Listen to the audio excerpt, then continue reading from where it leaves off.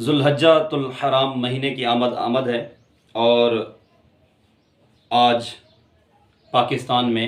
30 ذی القعدہ ہے۔ یاد رکھیے اس حوالے سے بال اور ناخن وغیرہ کاٹنے کے حوالے سے ہمارے یہاں ایک روایت مفسر شہیر حکیم الامت حضرت مفتی احمد یار خان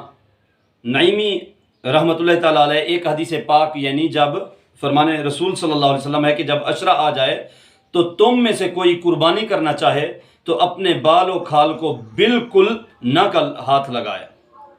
اس کے تحت آپ فرماتے ہیں یعنی جو امیر وجوباً یا فقیر نفلاً قربانی کا ارادہ کرے وہ ذوالحجۃ الحرام کا چاند دیکھنے سے قربانی تک ناخن، بال اور اپنے بدن کی مردار کھال وغیرہ نہ کاٹے اور نہ ہی کسی دوسرے سے کٹوائے، نہ خود کاٹے، تاکہ حاجیوں سے قدر مشابہت ہو جائے کہ وہ لوگ احرام میں حجامت نہیں کرواتے اور نہ وہ کروا سکتے ہیں، تاکہ قربانی ہر بال ناخن کا فدیہ بن جائے۔ یہ حکم استحبابی ہے، وجوبی نہیں ہے، یعنی یہ مستحب محبوب عمل ہے، یہ ضروری نہیں ہے، یعنی واجب نہیں ہے، لہذا قربانی والے کا حجامت نہ کرانا یہ بہتر ہے، لازم نہیں ہے۔ اگر کوئی کروا لیتا ہے تو اس پر کسی قسم کا کوئی شد و مد کے ساتھ یا کوئی اس پر ناجائز اور گناہ کا کوئی فتویٰ صادر نہیں ہوگا، یہ جرم نہیں ہے۔ اس سے معلوم ہوا کہ اچھوں کی مشابہت بھی اچھی ہے۔ مفتی احمد یار خان نعیمی علیہ رحمہ اسی صفحہ پر حدیث پاک کے اس حصے جو بقر عید کا چاند دیکھے اور قربانی کرنا چاہے تو نہ اپنے بال لے نہ ناخن کے تحت فرماتے ہیں، بلکہ جو قربانی نہ کر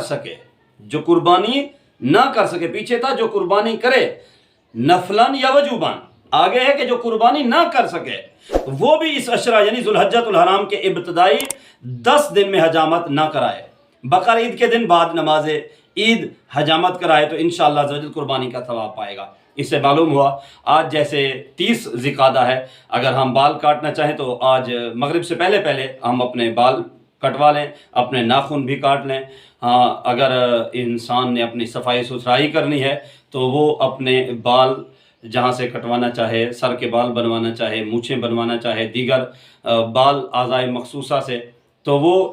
آج کے دن میں یعنی مغرب سے پہلے کر لے، مغرب کے بعد سے لے کر عید تک پھر وہ اپنے کوئی بال نہ کٹوائے، اپنے جسم کی کوئی کھال وغیرہ بھی نہ ادھیڑے کٹوائے اور ناخن وغیرہ بھی نہ کاٹے۔ قربانی چاہے کر رہا ہے یا نہیں کر رہا تو انشاءاللہ عزوجل اس کو اس کا ثواب ملے گا۔ ہاں، اگر کوئی اس دوران بال کٹوا لیتا ہے، ناخن کٹوا لیتا ہے یا کاٹ لیتا ہے تو اس پر کسی قسم کا کوئی جرم نہیں ہے، کوئی گناہ نہیں ہے، یہ ایک مستحب عمل ہے، استحبابی عمل ہے۔ اللہ کریم عمل کی سعادت بخشے، آمین۔